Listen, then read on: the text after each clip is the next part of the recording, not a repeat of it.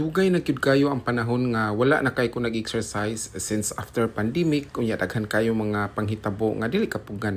So now I realize nga kinahanglan gid ta og disiplina sa atong kaugalingon. So maglaglag ta guys, ako ipakita ninyo kung asa o well actually ang akong changes gyud is gusto jud kog proper diet, exercise every day nya workout. That is my goal pagsugod pa lang sa 2025. Kunya naa man gyud tay pagkatapulan dili gyud na siya ma-realize ang ato ang mga goals if dili ta mulihok. So kinahanglan gyud ta mag-move. First nako is nagpa-enroll og gym para lang gyud naatay goal makita na to ug unsa gyoy posibilidad natong mabuhat in everyday. So kani siya dai dapita guys, akong i-share ninyo, this is one of the best spot gyud nga pwede mo mag-exercise, walking, jogging, ug pwede pud kayo mo magpa-refresh diri kay daplin siya sa dagat, dako siya og lugar unya, safe ra pud siya kay naa siya pedestrian lane. And this is located naa siya sa New Road, padong ni siya sa CCLX, o di ba? So after nako didto, padong sa balay walking lang gihapon until maabot ko gikan sa balay, tuyo ko dito mga more than 2 hours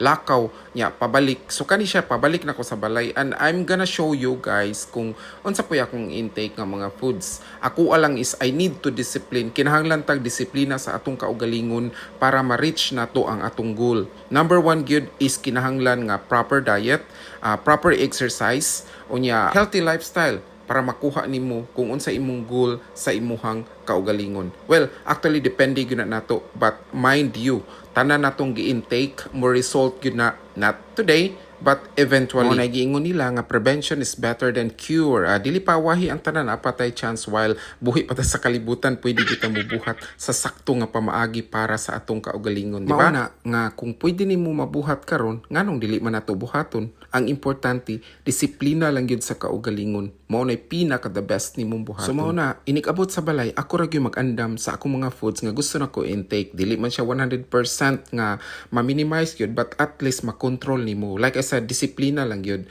Nag-prepare ko aning tuna nga can, natay coffee, nasa tay sunny side up para sa protina, eggs para naatay kusog sa atong muscle. O diba, naamangoy nag-introduce ani nako nga naani siya olive oil, 100% yung kunutuna. Ako na siya i-microwave para init pa ikaw na. Breakfast ug dinner na ko nagi koy eggs para sa more protein. Parisan po nato og fruits and veggies with wet bread. So kani siya tanan guys, kaning nakita ninyo nga foods nga nasa table, mao ni siya akong breakfast. So akong lunch is ako rang i-minimize mo kaon ko og lean meat, pork or chicken. Well, depende gina ninyo kung unsay inyong appetizer gana sa inyong panlasa.